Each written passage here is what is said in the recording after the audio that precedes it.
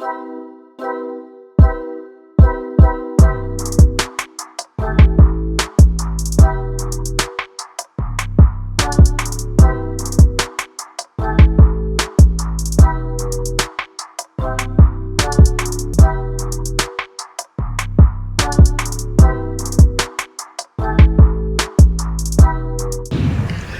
warahmatullahi wabarakatuh. Semangat pagi sahabat TDA.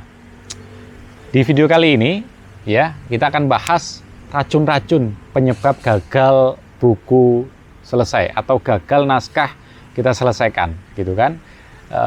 Tidak jarang orang menulis sudah 1 bulan, 2 bulan, tapi berhenti di 50 halaman, berhenti di 70 halaman gitu ya. Kenapa kok seperti itu? Ternyata ada banyak sebab, paling tidak ada 8 sebab racun-racun yang bisa menyebabkan kita gagal menyelesaikan buku kita.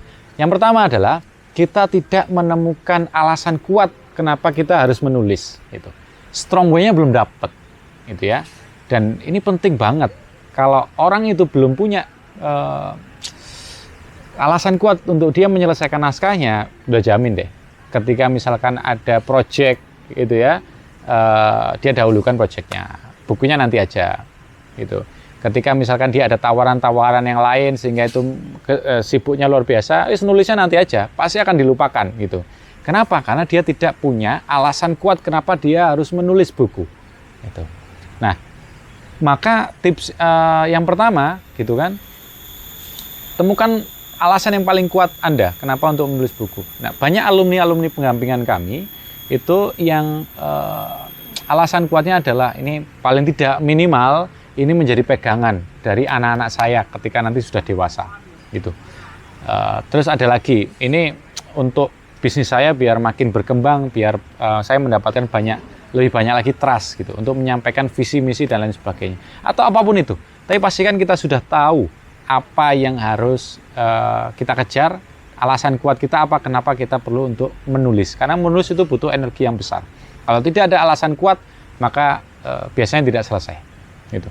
Racun yang kedua teman-teman sekalian adalah tidak melakukan persiapan. Gitu. Di video yang sebelumnya kita bahas persiapan untuk menulis ya, kita menyiapkan referensi, membuat writing goal, membuat outline gitu. Nah, kalau kita tidak melakukan persiapan 3 hal ini, maka biasanya tidak selesai. Biasanya mandek tengah jalan. Itu. Maka persiapkan paling tidak 3 hal ini. Yang keempat teman-teman sekalian adalah tidak ada target kapan buku itu selesai. Tidak ada target kapan buku itu launching. Gitu. Seringkali teman-teman saya yang mengikuti trainer menulis itu targetnya adalah ulang tahun gitu biasanya.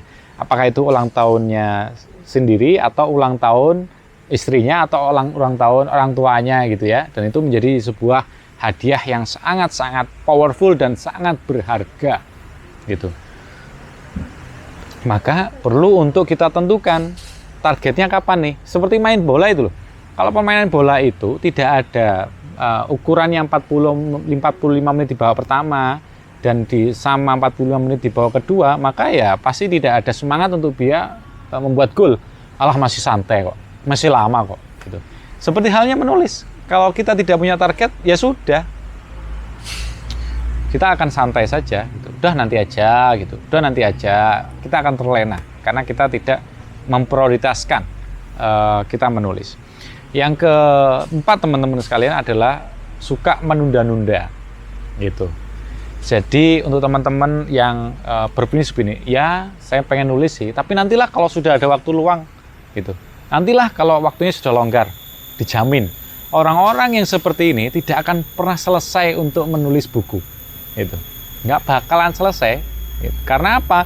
Karena ketika kita luang, biasanya dimanfaatkan untuk yang lainnya. Istirahat kah, nonton YouTube kah, atau apapun itu. Ya nggak selesai. Gitu. Maka nulis itu butuh kita alokasikan waktu tertentu, bukan di waktu luang.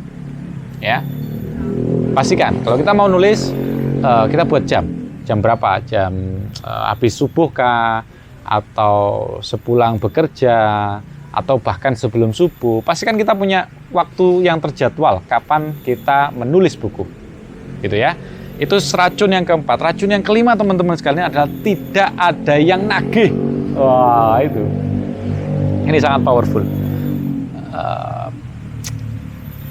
Coba kita telaah dalam diri kita itu ya. Kalau kita tidak diingatkan dengan impian kita, kalau tidak ada yang mengingatkan dengan pekerjaan-pekerjaan kita, bisa jadi lupa, bisa jadi tidak selesai, bisa jadi kurang bersemangat dan sebagainya. Maka perlu ada yang nagih itu.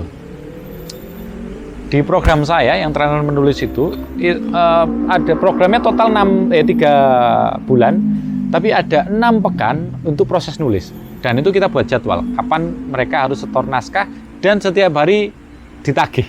Setiap hari ada yang mengingatkan, gitu ya. Walaupun sudah ada jadwalnya sih, 1 pekan itu diambil 4 hari untuk dia setoran gitu. 1 harinya 4 halaman. Nah, kalau dengan seperti itu berarti kan ada yang mengingatkan. Paling tidak ada semangat ketika misalkan disapa oleh orang yang biasanya mengingatkan. Itu saya sering kok. Baru misalkan semangat pagi Pak, semoga senantiasa sehat. Itu, oh iya ya Mas, besok pagi ya saya kirim, hari ini masih repot gitu. Nah, padahal tidak sedang menagih sebenarnya kan, sebenarnya hanya sekedar menyapa. Tapi karena tagline-nya itu nagih naskah itu ya, jadi terbawa. So, pasti kan ada yang nagih lah, pasti kan ada yang mengingatkan. Gitu. Apakah itu istri, apakah teman-teman gitu ya, agar kita lebih untuk semangat. Buat janjian aja, Papa lagi nulis buku nih, nanti ingetin ya untuk setoran, untuk nyelesain naskah, ingetin ya untuk proses nulis dan lain sebagainya. Jadi siapapun bisa Anda ajak untuk mengingatkan proses penulisan. Yang keenam teman-teman sekalian adalah menyiapkan referensi, gitu. Nah, jadi banyak orang gagal karena dia tidak mencari referensi. Ya, baik itu video, baik itu artikel, baik itu apapun juga. Yang penting itu referensi. Yang ketujuh, teman-teman sekalian, racun yang bisa membuat naskah kita tidak selesai adalah tidak adanya sebuah komunitas. Gitu. Kenapa kok komunitas ini penting? Karena seseorang itu kalau berbareng-bareng, ya bersama-sama dengan teman-temannya, ada rekannya, gitu ya, itu akan lebih bersemangat. Kalau dia sendiri, ya pasti dia akan mudah tergoda dengan kesibukan yang lainnya. Gitu. Nah, buatlah komunitas. Komunitas misalkan Anda mengajak teman-teman atau mungkin tim gitu ya. Ayo kita nulis buku 3-4 orang gitu ya. Buat grup WA dan di situ teman-teman membuat kesepakatan setiap hari apa setoran naskah gitu ya. Dan itu harus disepakati. Maka kita perlu untuk membuat komunitas itu. Ya kan? Dan buat kesepakatan-kesepakatan, kalau misalkan tidak setor pada hari apa gitu ya, itu sanksinya apa gitu ya. Ya buat lucu-lucuan aja gitu. Ada satu orang yang kita dampingi secara privat untuk penulisan. Dalam 3 hari, teman yang saya dampingi secara privat itu, kalau misalkan dia tidak setor dalam 3 hari, maka dia wajib untuk membuat live gitu ya di Facebook. Dia mengakui kesalahan, dibuat-buat tuh dia sendiri sih yang memilih untuk disanksi itu. Terus nanti dia mau sharing apa gitu, itu sanksinya. Dan sanksi lain silakan bisa dibuat apapun lah yang itu fun tapi juga bisa membuat semangat gitu ya. Nah, yang ke-8, racun yang perlu untuk kita hindari agar tulisan buku kita selesai, menulis sambil mengedit gitu. Ini benar teman-teman sekalian. Jangan sampai kita nulis sambil mengedit. Kenapa kok begitu? Karena begini. Kita hari ini nulis dapat mungkin 10 halaman. Besok kita baca lagi, gitu ya. Itu pasti deh, siapapun penulisnya, ada hal yang perlu untuk direvisi. Baik itu ditambah, maupun dikurangi, atau diganti. Udah pasti deh. Nah, ketika kita hari ini nulis 10, besok dibaca, wah ini kayaknya di paragraf ketiga perlu ditambahin ini nih. Oh, ini paragraf ke-7 kok ngaco begini ya? Gak gini deh harusnya, diperbaiki. Besok dibaca lagi, ya kan? Pasti juga ada yang perlu untuk diperbaiki, gitu. Karena itu sifat dasar seorang penulis. Jadi pasti ada yang perlu untuk diperbaiki. Baik itu dari struktur bahasa, kontennya, ataupun yang lainnya, ya kan? Nah, sehingga ketika konsentrasi kita memperbaiki naskah, maka energi kita habis dan dijamin kita tidak mau lagi atau kehabisan energi untuk melanjutkan penulisan. Ya, fokus kita memperbaiki naskah, bukan melanjutkan penulisan. Dan ya itu tadi, dari 10 halaman, ya kita akan muter aja di 10 halaman tanpa bertambah halaman gitu.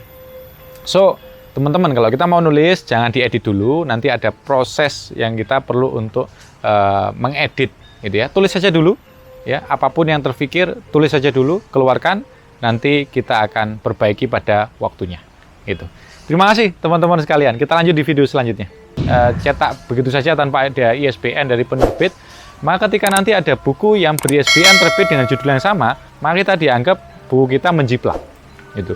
Jadi penting banget kan buku kita menjadi buku yang ber-ISBN, dan ini penerbit yang punya izinnya gitu.